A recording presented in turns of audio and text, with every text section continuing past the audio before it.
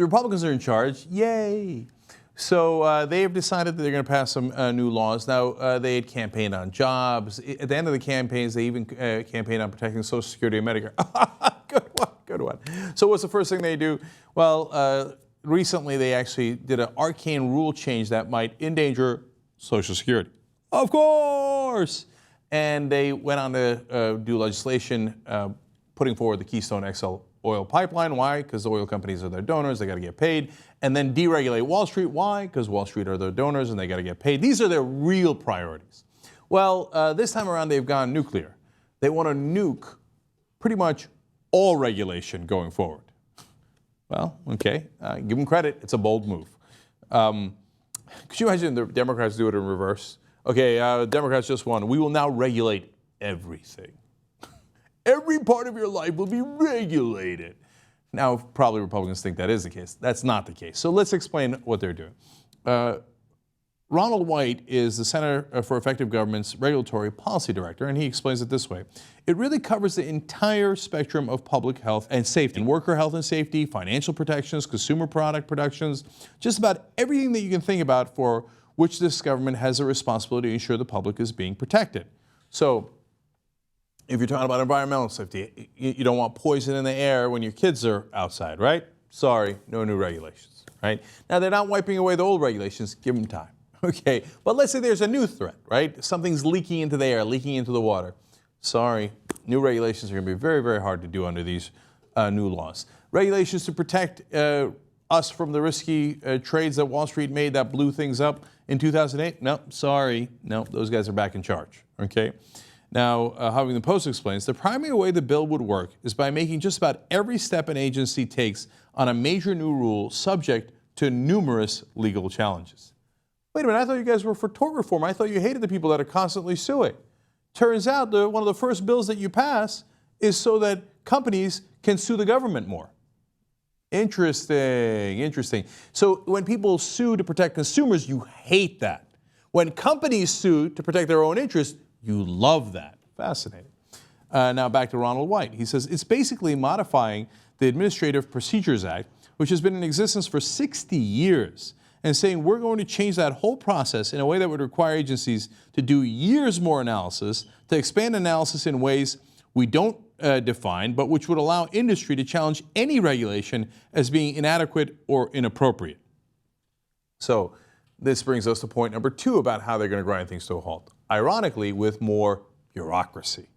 So it's not that you can't pass a new regulation, but in order to do so, you've got to go through so much more red tape, so much more bureaucracy. You've got to prove things that are, in some cases, unprovable. They make it so vague that anybody could come in and say, oh, well, no, you didn't quite prove what I needed you to prove. And who's going to come in and do that? That's going to be the firms who are affected by it, who don't want to be burdened by that regulation, who don't want mine safety because they make more money if the mines are not safe, as an example, who don't want safe cows because they don't make as much money if you got to make sure that the cows are healthy and don't have mad cow disease. These are all problems that we have had in the past that are real.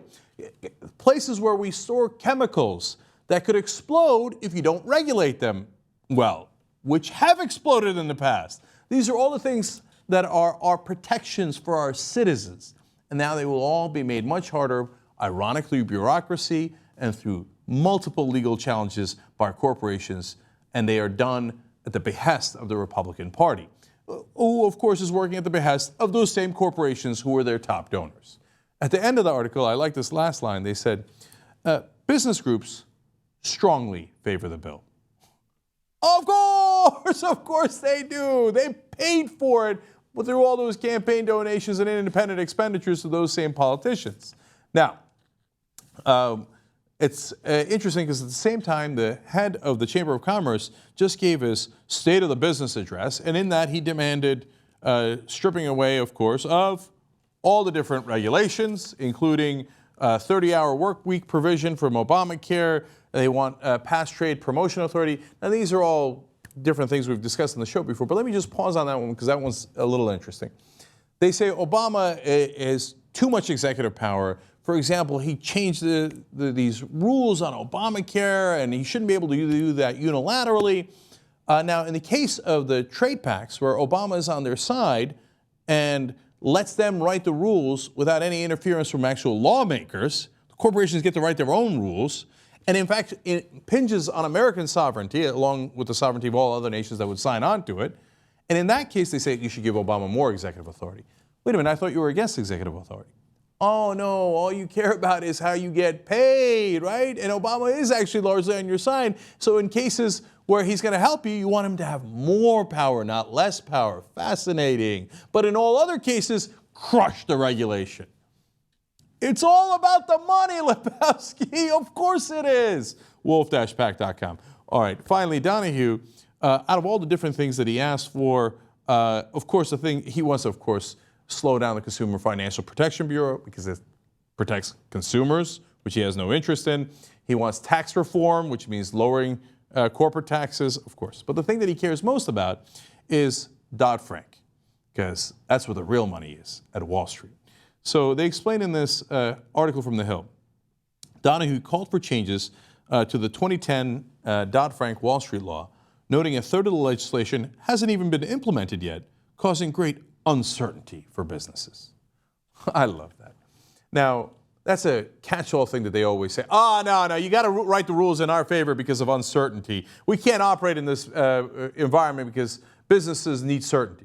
Well, first of all, I can give you certainty.